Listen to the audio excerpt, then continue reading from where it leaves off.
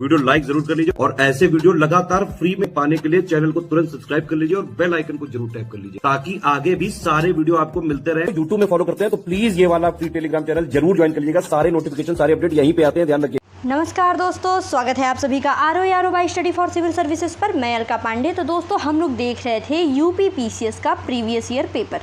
मैं बार बार कहती हूँ, आपके किसी भी एग्ज़ाम के लिए प्रीवियस ईयर पेपर बहुत ही ज़्यादा इंपॉर्टेंट होता है।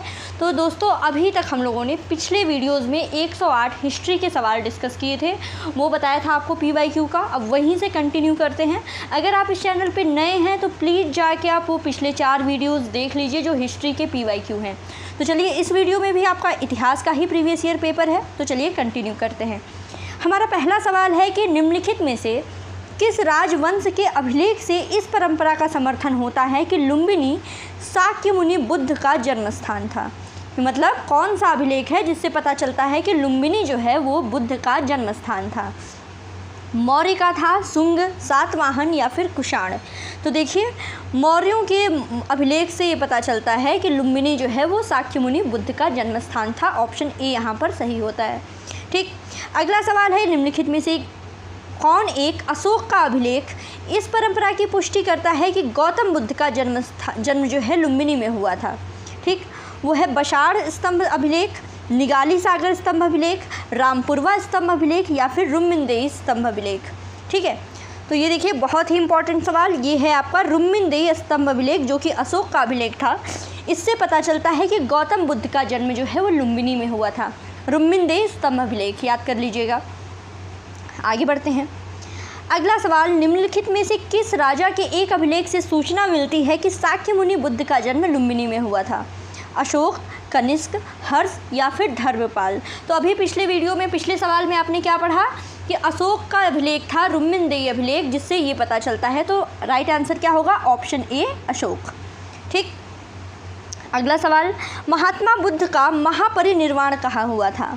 महापरिनिर्वाण इनका कहाँ हुआ था? लुम्बिनी में, बोधगया में, कुशीनगर में या फिर कपिलवस्तु में। तो राइट आंसर क्या है? राइट आंसर है कुशीनगर। कुशीनगर जो है महात्मा बुद्ध का परिनिर्वाण। आगे बढ़ते हैं। अगला सवाल, महात्मा बुद्ध का परिनिर्वाण जिस राज्य में हुआ वह है अंग, मगध, मल्ल या फिर वत्स। ये आपको बताना है। तो इसका राइट आंसर क्या है? राइट आंसर है मल्ल। ठीक है, मल्ल राज्य था जहाँ पे गौतम बुद्ध का महापरिनिर्वाण हुआ था। फिर है अगला, फिर वही सवाल इसी महापरिनिर्वाण से ही संबंधित है कि महात्मा बुद्ध का महापरिनिर्वाण किसके गणतंत्र में हुआ था। मल्लों के, लिच्छवियों के, शाक्यों के या फिर पालों के। तो आप पिछले सवाल में ही पढ़ चुके हैं इसको। राइट आंसर है मल्लों के। ठीक, आगे बढ़ते हैं अगले सवाल की तरफ। अगला सवाल दिया गया कि महापरिनिर्वाण मंदिर कहाँ अवस्थित है। कुशीनगर में, सारनाथ में, बोधगया में या फिर श्रावस्ती में। तो डिस्कस कर लिया है हमने, मल्लों के गणतंत्र में, और कौन सा स्थान है वो है कुशीनगर।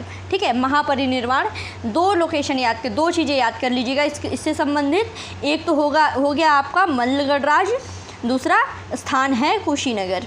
ठीक, ये हो गया आपका महापरिनिर्वाण से संबंधित।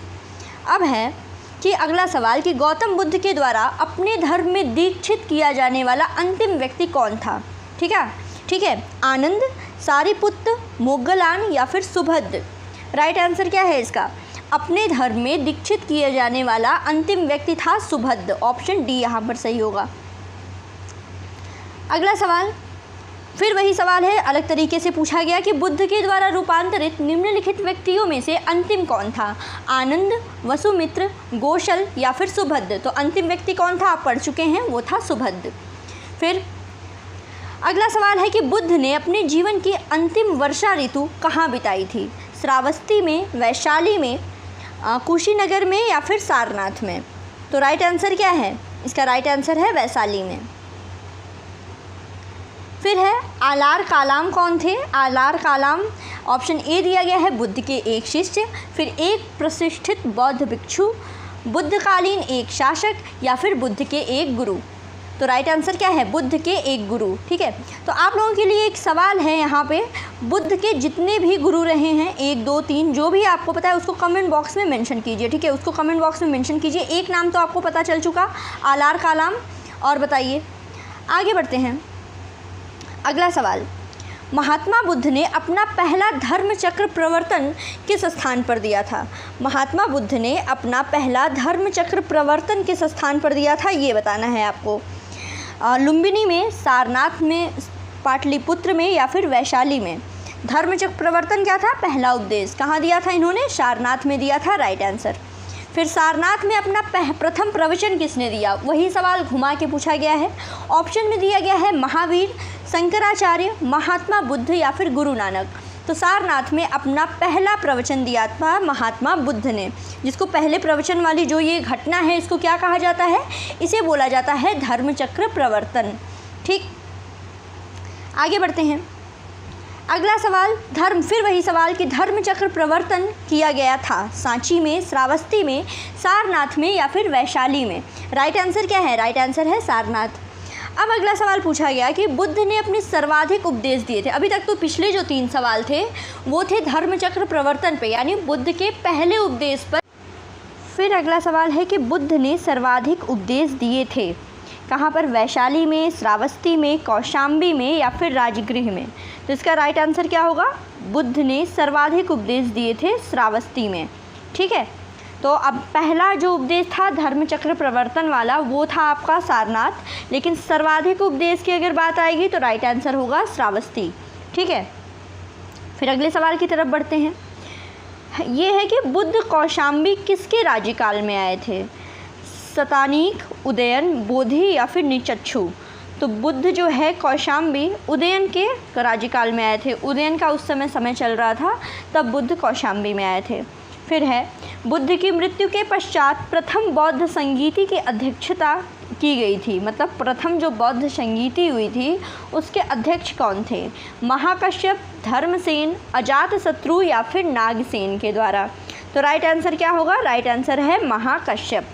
ठीक है, इम्पॉर्टेंट है, 4 बौद्ध संगतियाँ हैं, तो उन चारों बौद्ध संगतियों को याद कर लीजिएगा। अध्यक्ष कौन थे?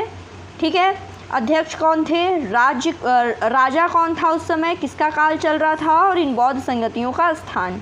ठीक है, मोस्ट इम्पॉर्टेंट है। बुद्धिज़्म, जैनिज़्म हमेशा यूपीपीसीएस के एग्ज़ाम में पूछा जाता है, जिसमें ये मोस्ट इम्पॉर्टेंट है, बौद्ध संगतियाँ। ये याद कर लीजिएगा, कब हुई, किस स्थान पर हुई, शासक कौन था और अध्यक्ष कौन था। आगे बढ़ते हैं अगले सवाल की तरफ। अगला सवाल है सप्तपर्णी गुफा। सप्तपर्णी गुफा स्थित है सांची में, नालंदा में, राजगृह में या फिर पावापुरी में। ये आप लोगों को बताना है। तो देखिए सप्तपर्णी गुफा जो है वो राजगृह में स्थित है। फिर पूछा गया चतुर्थ बौद्ध संगति कब हुई, किसके शासनकाल में हुई थी? कनिष्क के शासनकाल में, अशोक के, हर्षवर्धन के या फिर मेनांडर के। तो राइट आंसर क्या होगा? राइट आंसर है यहाँ पे कनिष्क के शासनकाल में। कनिष्क के शासनकाल में चतुर्थ बौद्ध संगति हुई थी। ठीक, फिर है आपको चारों बौद्ध संगतियों का सही कालक्रम जो है वो लगाना है। ठीक है, कौन सी पहले हुई, कौन बाद हुई? वैशाली, राजगृह, कुंडलवन और पाटलिपुत्र। तो राइट आंसर क्या होगा इसमें ये बताना है आपको। तो देखिए सबसे पहले राजगृह में हुई थी। ठीक है, सबसे पहले राजगृह में हुई थी, फिर वैशाली, उसके बाद होती है पाटलिपुत्र और लास्ट वन जो है चौथी वाली वो हुई है कुंडलवन में। तो सही क्रम क्या होगा? 2-1-4-3, ऑप्शन डी। आगे बढ़ते हैं। पुरातात्विक स्थल है और उनका वर्तमान स्थान है। स्थलों में नेवासा, ईसमपुर, डिडवाना और गुडियाम गुफा और उसका वर्तमान स्थल। ठीक है, तो आपको मिलान करना है। तो देखिए नेवासा कहाँ? नेवासा हो गया आपका महाराष्ट्र में। ठीक, उसके बाद ईसमपुर कहाँ है भाई? ईसमपुर है आपका कर्नाटका। डिडवाना सभी जानते हैं राजस्थान में है और गुडियाम गुफा तमिलनाडु। ठीक है, इस प्रकार सही क्रम क्या है आपका? ऑप्शन सी यहाँ पे सही होगा। लोकेशन है, ये फैक्ट है, आपको याद कर लेना है। आगे बढ़ते हैं। अगला फिर वही सवाल है कि प्रथम बौद्ध संगीति का आयोजन हुआ था किसके काल में? अनिरुद्ध, अजातशत्रु, बिंबिसार या फिर उदयभद्र। तो राइट आंसर क्या है? अजातशत्रु के शासनकाल में। तो मैंने आपको बता दिया 4 बौद्ध संगीतियाँ हैं, उनके अध्यक्ष, उनका शासनकाल, किस स्थान पर हुई थी, ये आपको याद करना है, बहुत इंपॉर्टेंट है। अब अगले सवाल की तरफ बढ़ते हैं। अगला सवाल दिया गया कि निम्नलिखित में से किस नगर में प्रथम बौद्ध सभा आयोजित की गई थी? किस नगर में प्रथम बौद्ध सभा आयोजित की गई थी? नालंदा, गया, राजगीर या फिर बोध गया? तो राइट आंसर क्या है? राजगीर है। प्रथम बौद्ध सभा राजगीर में हुई थी। अगला देखिए, ये बुद्ध के जन्म से संबंधित घटनाएं हैं और उनके सूचक। ठीक है, जन्म, प्रथम प्रवचन, महाबोधि और गृहत्याग, और सूची 2 में दिया गया है बोधि वृक्ष, धर्मचक्र प्रवर्तन, घोड़ा और कमल। ठीक है, तो सूची को आपको मिलान करना है। तो सबसे पहले जन्म जो है वो कमल। ठीक है, प्रथम प्रवचन ये है धर्मचक्र प्रवर्तन, महाबोधि की अगर बात करें तो बोधि वृक्ष, और गृह त्याग क्या? घोड़ा। ठीक है, इस प्रकार से आपका ऑप्शन जो है वो डी यहाँ पर सही है। आगे बढ़ते हैं। आगे, करमापा लामा तिब्बत के बुद्ध संप्रदाय के किस वर्ग का है? ठीक है, गेलुगपा, कंग्यूपा, साक्यपा या फिर लिंगमापा? ठीक है, बहुत ही फैक्ट सवाल अंदर बिल्कुल घुस के पूछा गया था पीसीएस में, तो इसका राइट आंसर बस आप जान जाइए, ये है कंग्यूपा। ठीक है, आगे बढ़ते हैं। अगला सवाल दिया गया कि महात्मा बुद्ध के संबंध में कौन सा कथन सही है? महात्मा बुद्ध के संबंध में कौन सा कथन सही है? उनका जन्म कपिलवस्तु में हुआ, उन्होंने बोध गया में ज्ञान प्राप्त किया, उन्होंने वैदिक धर्म को अस्वीकार किया था। उसके बाद है अगला कि उन्होंने आर्य सत्य का प्रचार किया था। ठीक है, उन्होंने आर्य सत्य का प्रचार किया था। तो बिल्कुल सही है भाई, सारे स्टेटमेंट यहाँ पे सही हैं, ऑप्शन डी यहाँ पे सही होगा।